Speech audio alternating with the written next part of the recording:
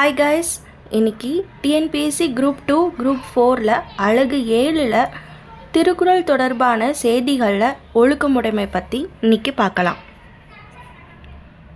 ஒழுக்கமுடைமையில் மொத்தம் 10 குறள் இருக்குது. அதில் முதலாவது குறள், ஒழுக்கம் விழுப்பம் தரலான் ஒழுக்கம் உயிரினும் ஓம்பப்படும். விழுப்பம் அப்படின்னா சிறப்பு. ஒழுக்கம் ஒருவருக்கு சிறப்பு தரலான் அப்படின்னா தரலாம். அவ்வொழுக்கமானது உயிரினும் ஓம்பப்படும் அப்படின்னா பேணி காத்தல் வேண்டும். ஒழுக்கமே எல்லாருக்கும் மேன்மையை தருவதாகும். அந்த ஒழுக்கமே உயிரை விட சிறந்ததாக போற்றப்படும். பரிந்தோம்பி காக்க ஒழுக்கம் தெரிந்தோம்பி தேரினும் அஃதே துணை. பரிந்து அப்படின்னா வருந்தி காக்க வேண்டிய அந்த ஒழுக்கத்தை தெரிந்தோம்பி தேரினும் அஃதே துணை. தேரினும் அப்படின்னா ஆராய்ந்து பார்த்தாலும், எவ்வளவுதான் அதை ஆராய்ஞ்சு பார்த்தாலும் அந்த ஒழுக்கமே நமக்கு ஒரு துணையாகும். ஒழுக்கத்தை வருந்தியும் போற்றி காக்க வேண்டும். பலவற்றை ஆராய்ந்து போற்றி தெளிந்தாலும் அந்த ஒழுக்கமே வாழ்க்கையில் துணையாகும். ஒழுக்கம் உடைமை குடிமை இழுக்கம் இழிந்த பிறப்பாய் விடும்.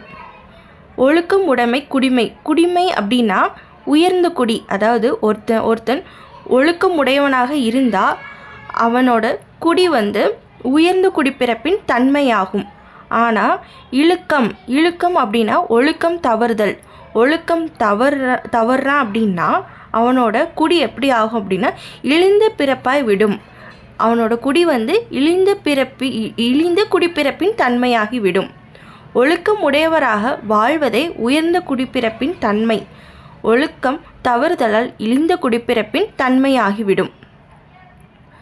மரப்பினும் ஓத்து கொள்ளலாகும் பார்ப்பான் பிறப்பொழுக்கம் குன்றங்கெடும். மரப்பினும் அப்படின்னா மறந்தாலும், அதாவது நம்ம கற்ற அந்த கல்வியோ இல்லை நூல்களையோ மறந்தாலும் ஓத்து கொள்ளலாகும் அப்படின்னா அப்படின்னா கற்று கொள்ளலாகும். பார்ப்பான் அப்படின்னா நூல் ஆராய்பவன் அல்லது மறை ஓதுபவன் அப்படின்னு சொல்லுவாங்க. பார்ப்பான் பிறப்பொழுக்கம் குன்றக்கெடும்.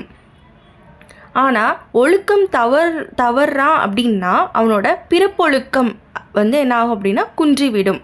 அதுதான், கற்ற மறைப்பொருளை மறந்தாலும் மீண்டும் அதனை ஓதி கற்றுக்கொள்ள முடியும். ஆனால் மறை ஓதுவனுடைய குடிப்பிறப்பு ஒழுக்கம் குன்றினால் கெடும். அழுக்காறுடையான் கண் ஆக்கம் போன்றில்லை ஒழுக்கம் மிலான்கண் உயர்வு. அழுக்காறு அப்படின்னா பொறாமை. அழுக்காறு உடையான் கண் அப்படின்னா பொறாமை உடையவனிடத்தில் ஆக்கம் போன்றில்லை, செல்வம் எதுவும் இல்லை. ஒருத்தன்கிட்ட பொறாமை இருந்துச்சு அப்படின்னா அவன்கிட்ட செல்வம் நிலை பெற்று இருக்காது. அதுபோல தான் ஒழுக்கம் இல்லான் கண் உயர்வு அப்படின்னா ஒழுக்கம் இல்லாதவனிடத்தில் உயர்வு இருக்காது.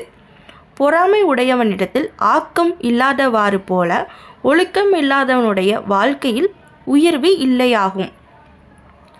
ஒழுக்கத்தின் ஒல்கார் உறவோர் இழுக்கத்தின் ஏதம் படும்பாக்கறிந்து. இந்த குறளை எப்படி பிரிக்கணும் அப்படின்னா இழுக்கத்தின் ஏதம் படுபாக்கறிந்து. இழுக்கம் அப்படின்னா அதாவது ஒழுக்கம் தவறுதலை என்ன சொல்கிறாங்க அப்படின்னா இழுக்கம் அப்படின்னு சொல்கிறாங்க. அந்த ஒழுக்கம் தவறுதலால் ஏதம் அப்படின்னா குற்றம் படுபாக்கறிந்தும். ஒழுக்கம் தவறுதலால் குற்றம் வருவதை அறிந்து ஒழுக்கத்தின் ஒல்கார், அதாவது அந்த ஒழுக்க நெறியில் இருந்து விலக மாட்டார். யார் அப்படின்னா உறவோர் அப்படின்னா மன வலிமை உடையோர். அதனால தான் இழுக்கத்தின் ஏதம் படுபாக்கறிந்து ஒழுக்கத்தின் ஒல்கார் உறவோர். அதாவது ஒழுக்க நெறியில் இருந்து தவறி வரும் அந்த குற்றம் வர்றதை அறிஞ்சி அந்த ஒழுக்க நெறியிலிருந்து தவற மாட்டாங்க மன வலிமை உடையோர். மன உறுதி கொண்டவர்கள் ஒழுக்கம் தவறுதலால் ஏற்படும் இழிவை உணர்ந்திருப்பதால் நல்லொழுக்கம் குன்றிவிடும் அளவிற்கு நடக்க மாட்டார்கள். ஒழுக்கத்தின் ஏதுவர் மேன்மை இழுக்கத்தின் ஏதுவர் ஏதா பழி. ஒழுக்கத்தின் ஏதுவர் மேன்மை. ஏதுவர் அப்படின்னா அடைவர். மேன்மை அப்படின்னா உயர்வு. அதாவது ஒருத்தங்க ஒழுக்க நெறியில் இருந்தால் அவங்க மேன்மை அடைவர். இழுக்கத்தின் ஏதுவர் ஏதா பழி. இழுக்கத்தின் அப்படின்னா மேலே சொன்ன மாதிரி தான் ஒழுக்கம் தவறுதல். அந்த ஒழுக்கம் தவறு அந்த வழினால் அடைவர். ஏதா பழி அப்படின்னா அடையக்கூடாத பழி. நல்ல நடத்தையினால் உயர்வு ஏற்படும், இல்லையேல் இழிவான பழி வந்து சேரும். நன்றிக்கு வித்தாகும் நல்லொழுக்கம் தீயொழுக்கம் என்றும் இடும்பை தரும். வித்தாகும் அப்படின்னா விதை, அதாவது வித்து அப்படின்னா விதை. நன்றிக்கு விதையாகும் நல்லொழுக்கம் தீயொழுக்கம் என்றும் இடும்பை தரும். தீயொழுக்கம்னா தீமையான அந்த ஒழுக்கம் என்றும் இடும்பை தரும். இடும்பை அப்படின்னா துன்பம் தரும். அதாவது நல்லொழுக்கம் இன்பமான வாழ்க்கைக்கு காரணமாக இருக்கும், தீயொழுக்கம் எப்போதும் துன்பத்தை தரும். ஒழுக்கம் உடையவருக்கு ஒல்லாவே தீய வழுக்கியும் வாயால் சொலல். இந்த குறளை எப்படி பிரிக்கணும் அப்படின்னா, தீய சொலல் வழுக்கியும் வாயால் ஒழுக்கம் உடையவருக்கு ஒல்லாவே.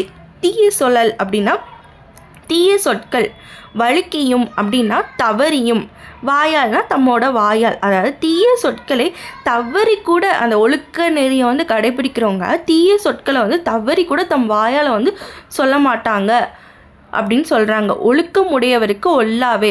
ஒழுக்கம் உடையவருக்கு ஒல்லாவே அப்படின்னா பொருந்தாது. ஒல்லாவேனா பொருந்தாது.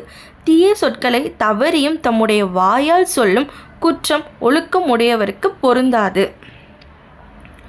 உலகத்தோடு ஒட்ட பலகற்றும் ஒழுகல் பலகற்றும் கல்லார் அறிவிலாதார். உலகத்தோடு ஒட்ட அப்படின்னா பொருந்த. உலகத்தோடு பொருந்த. ஒழுகல் அப்படின்னா வாழ்தல் அல்லது நடத்தல்னு பொருள்படும்.